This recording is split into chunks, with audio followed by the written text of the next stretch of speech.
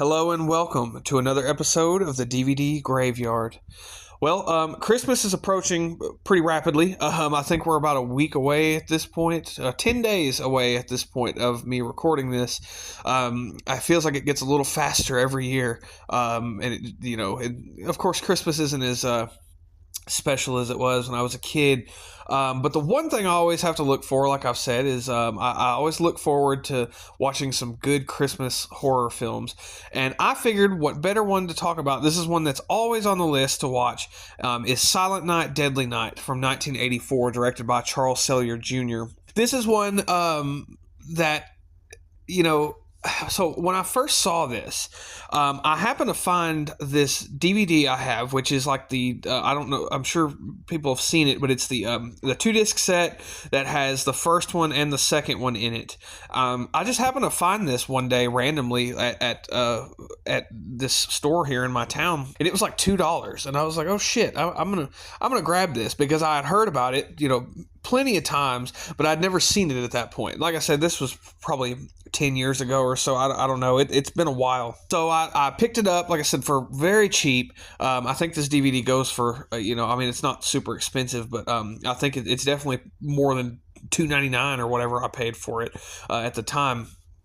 And so I picked this up, I took it home and watched it. And the first time I watched it, I don't know. I guess it didn't really do it for me, or I was having a bad day because it didn't really resonate with me, and I wasn't crazy about it. Like, it just wasn't my thing. Maybe it wasn't what I expected. Of course, fast forward several years later, I had moved, and of course my taste in films had matured, and it still does, even to this day. There's stuff that I'm kind of rediscovering that I love even now. But I had moved, and like I said, a lot of my DVDs were in boxes, and I remember I was unpacking some, and I was like, oh shit, I was like, Silent Night, Deadly Night, I was like, I forgot I had this. And of course I'd still heard so much hype about it and so many good things.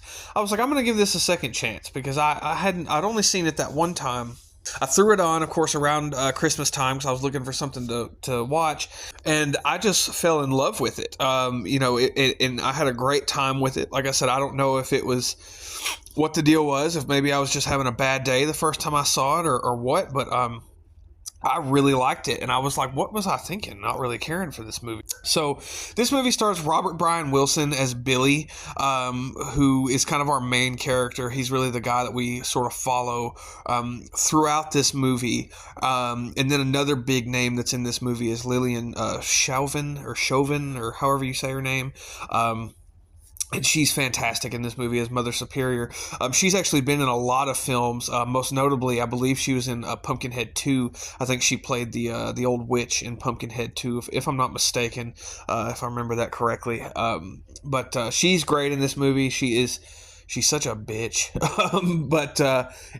We will get there. So, like I said, this DVD I have has Silent Night, Deadly Night 1 and 2 in it. I also have the Vestron Blu-ray with 3, 4, and 5. I'll kind of touch on the sequels after I talk about this one. So I'm going to go ahead and read the plot synopsis. And another thing, this actually says, I'm going to read this at the top too. Community leaders tried to suppress them. The PTA fought to ban them. Now one of the most controversial slasher films of all time and its sicko sequel are back. Both of these gorehound holiday favorites have been restored from original vault materials, chock full of gratuitous nudity and grisly violence, then stuffed with jolly extras for the absolute ultimate in season's bleedings. So that's another thing about this movie. I'm sure a lot of people know this by now, but when this movie came out, it actually caused quite a bit of controversy. There's people like protesting this movie and saying it was this and that, and it was evil to have a movie with a killer Santa Claus, and it was a big deal. Like, this movie caused a lot of problems, and most notably, one of the biggest people behind this kind of protest was none other than Mickey Rooney. Who, funny enough, this is truly the definition of irony, but Mickey Rooney would go on to be in Silent Night, Deadly Night 5, the toy maker, in like the lead role of that movie. So I always thought that was really, really funny, and that's kind of a really funny kind of trivia with this movie, so I wanted to touch on that. So the plot synopsis of the first one, like I said, that's just a little column above that. Silent Night, Deadly Night is the heartwarming story of little Billy Chapman, who was traumatized by his parents' Christmas Eve rape and murder, then brutalized by sadistic orphanage nuns. But when a grown-up Billy is forced to dress as Jolly St. Nick, he goes on a Yuletide rampage to punish the naughty. Santa Claus is coming to town, and this time he's got an axe. Robert Brian Wilson and Linnea Quigley star in this jaw-dropping horror hit that a nation of angry mothers still cannot stop.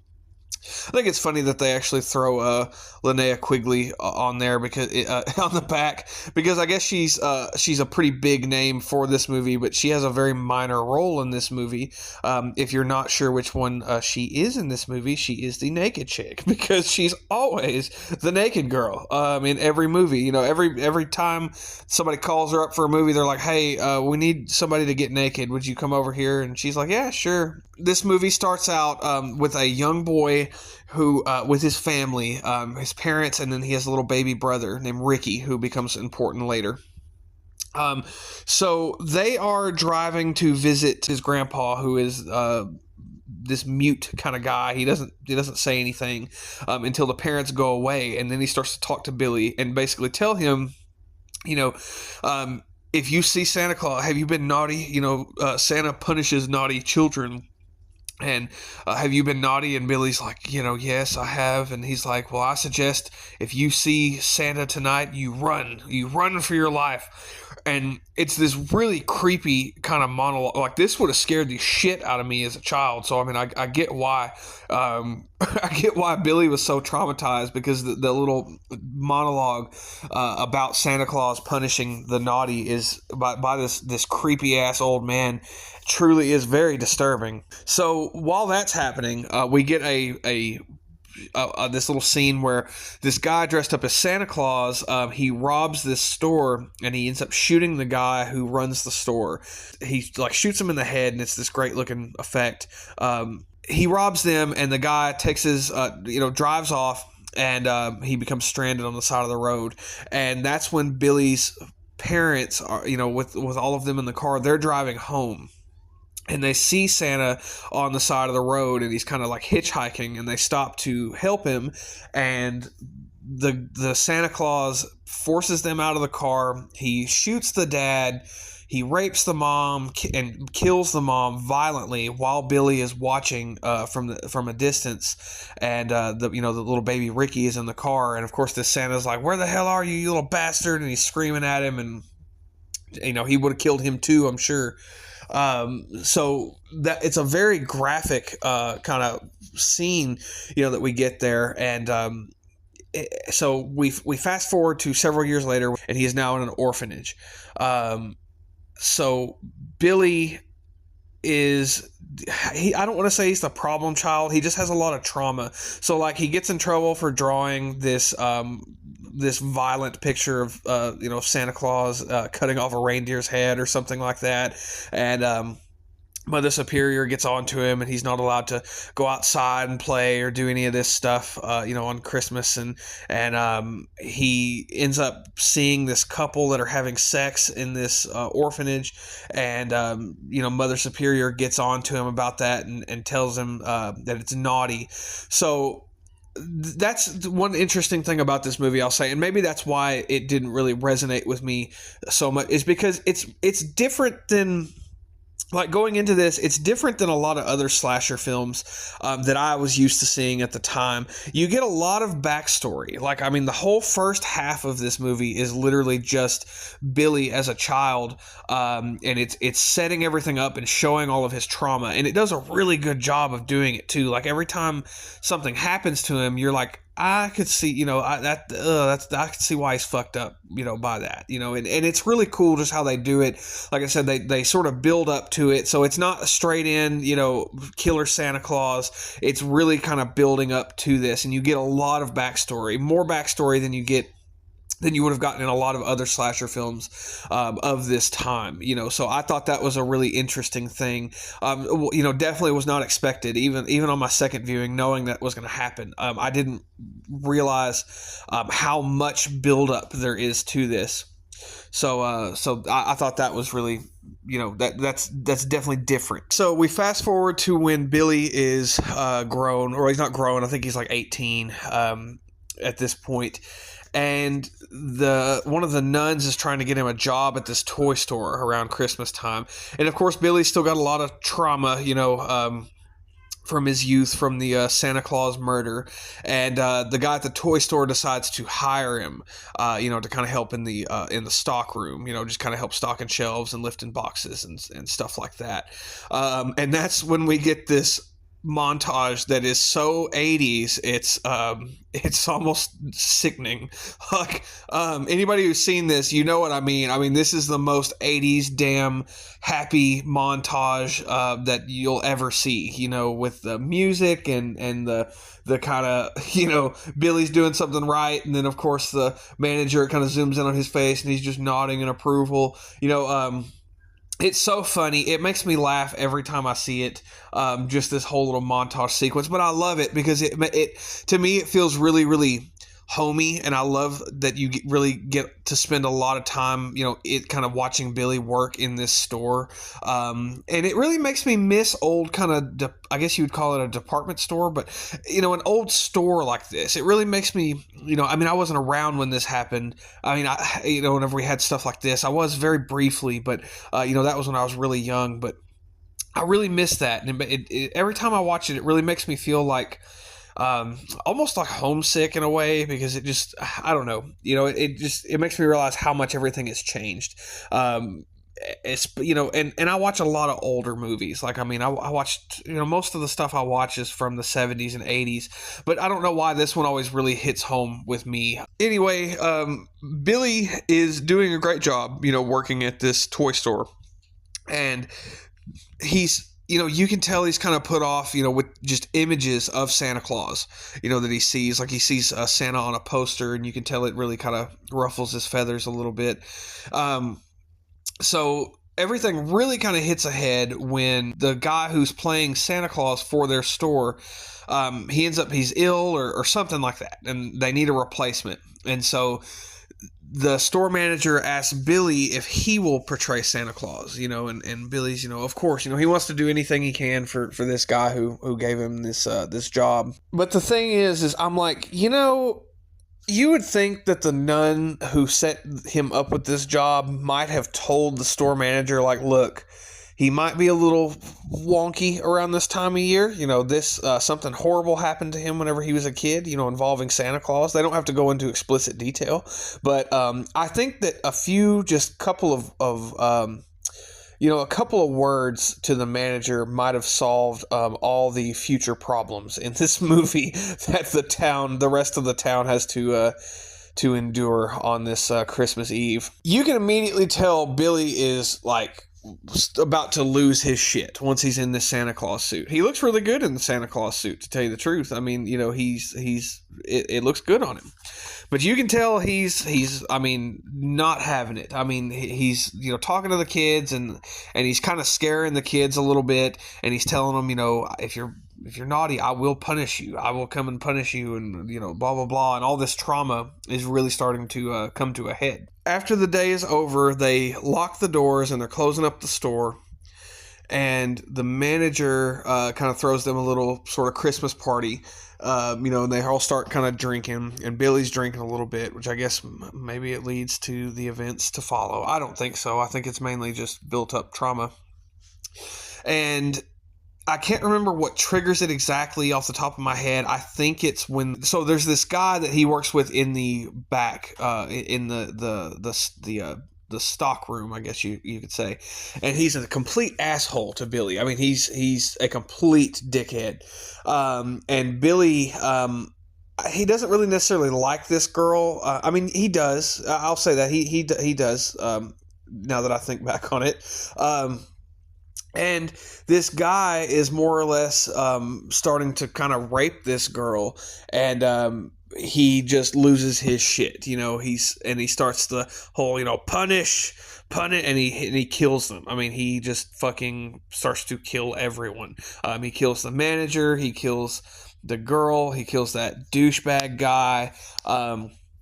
And there's actually this great kind of stalk sequence in the toy store, which is one of my favorite scenes, is whenever he's just kind of moving through the toy store with this axe. Super creepy. I mean, once Billy really starts to take on this Santa Claus killer role, he's very creepy. And so he kills all of them in the store. And this film has some excellent effects and gore.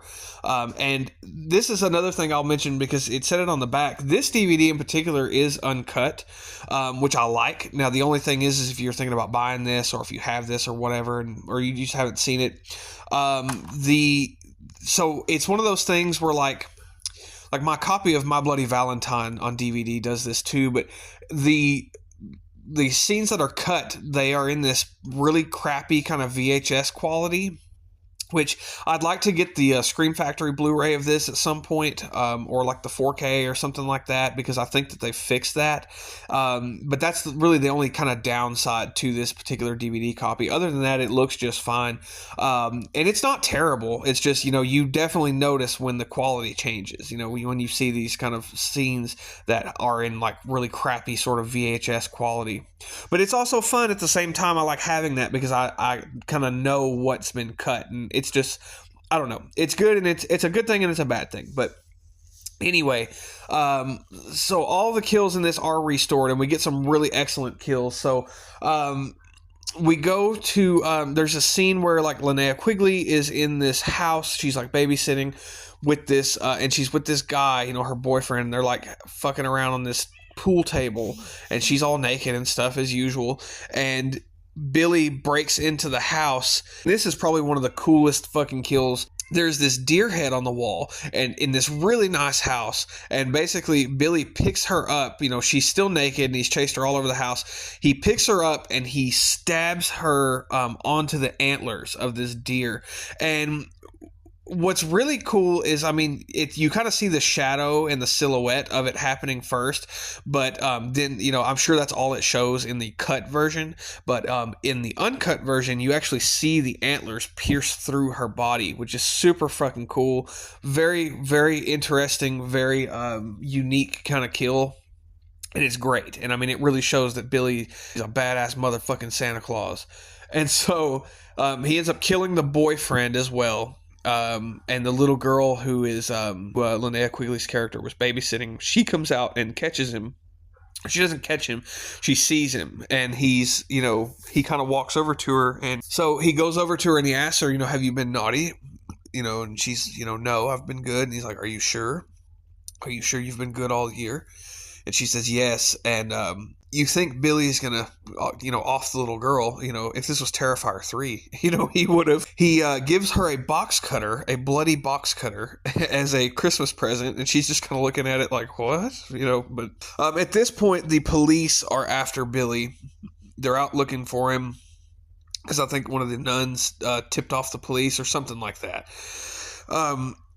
They're looking all over for him. We get another really great kill on the sled. This is a really spooky scene. I just love the atmosphere of this whole scene. Like it's, a very dark winter night. And there's snow everywhere, and these two kind of asshole dudes steal these sleds from these two other guys. And it's so cool because the one guy sleds down first, and they hear somebody moving around in the woods, but they don't know who it is. And then the other guy slides down, and we see Billy pop out and get him with the axe. But we don't see what happens at first. We just see the sled coming down from the other guy's, kind of point of view. And the guy who's still sitting on the sled, he has been decapitated, but he is still sledding down the hill. Super cool scene. I love that. That's another one of my favorite scenes in this. And again, just the whole vibe of this kind of winter night is so spooky with the really creepy music, which this movie has a really, really creepy but badass kind of theme song in this movie. It's this kind of spooky piano thing. I love it. So Billy is basically trying to get back to the orphanage because he's going to kill Mother Superior, I guess, is his whole plan. And he gets there. Of course, the cops get there first, and they end up, every time they see a Santa Claus, they see a few, people dressed up as Santa. One person dressed up as Santa that they actually see at the orphanage, they shoot that Santa Claus, and ended up being one of the priests that worked with the nuns at this orphanage. And of course, they're like, "Oh, he's deaf. He wouldn't have heard you," and blah blah blah. And it was an accident, but it was a terrible accident. And so he's killed right in front of Billy's little brother, Ricky, who is also at this orphanage, if I didn't mention that earlier. They're still looking for him, and so all of the kids in this orphanage and Mother Superior, who is now in a wheelchair, they're all inside and just singing songs and trying to be, she's trying to uplift the mood. So while they're singing, Billy comes to the door of the orphanage, and he wants in, but the doors are locked. So this little girl thinks it's Santa Claus, and so she lets him in. And Billy is going to kill Mother Superior. He's kind of coming up to her, and he's just about to swing the axe. And that's when the police show up, and they shoot Billy. They kill him in front of all these children, namely his brother Ricky. Billy falls on the ground, and he kind of tells them, you don't have to worry about anything anymore, because Santa Claus is dead. I'm sure he believed he was the actual Santa Claus. And Billy dies right there in the orphanage. And in the very end, we kind of get, and of course, Mother Superior's a tough bitch. She didn't even flinch. She was just kind of sitting there like, "Let's go, motherfucker. I'm in this wheelchair, but I don't give a shit." And he dies. And then, of course, we get this zoom in on Billy's little brother, Ricky, and he just says, "Naughty." And then, so now the trauma has been passed on to Ricky. And then we get the credits. And that is Silent Night, Deadly Night from 1984.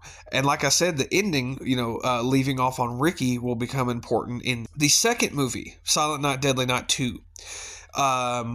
Which, everybody knows now because of the Garbage Day meme, It is basically you can honestly probably skip the first movie and just watch the second one because, I don't mind a recap in a movie. Okay, I really don't. But the whole first half of Silent Night, Deadly Night Part 2 is literally a fucking recap of the first movie. After that, it's pretty entertaining just because of how ridiculous it is. It's not great. It does not touch the first one whatsoever. But it's something, that's for sure.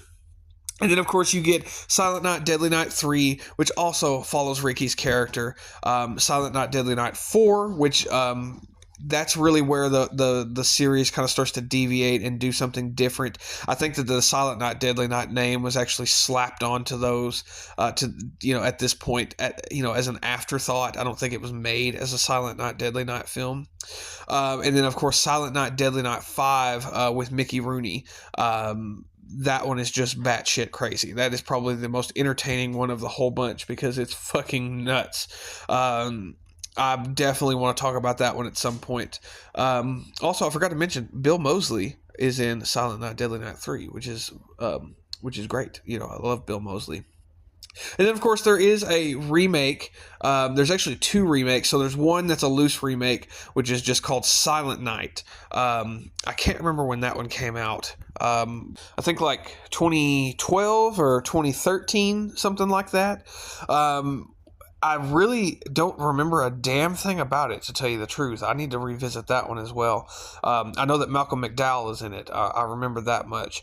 And then, of course, this year they've made another Silent Night, Deadly Night. This is an actual remake, which I have not seen yet. I really want to. I saw the trailer for it at my theater, but I didn't get to. They didn't play it at my theater, which really bummed me out. But having said all that, none of the other ones really have the kind of staying slasher power. Like, this is the only one to me that is a true slasher film, set on Christmas, and it's so iconic at this point. Like, even just the cover, with the chimney with the Santa Claus kind of going down holding the axe, as he goes down. It's so iconic, and it goes into my DVD player every year. Around Christmas time, it's always a necessary watch, alongside Part 5, because it's just batshit crazy. If you haven't seen this, I highly recommend going to check it out. I don't know where it's streaming off the top of my head. I don't think it's streaming a lot of places, to tell you the truth. If you can rent this, definitely rent it. It is worth the money to see it around this time of year. And if you can pick up this DVD, like I said, this Silent Night, Deadly Night 2-pack, definitely pick this up, because, like I said, I think it's kind of getting sort of hard to find, and a little pricey. But it's absolutely worth it. And then, of course, like I said, there is a Scream Factory Blu-ray, which I'd like to pick up at some point, of 1 and 2, just so that I can have them all on Blu-ray. Anyway, I hope you enjoyed this video. Stay tuned for the next episode, and until next time, have a great night, and goodbye.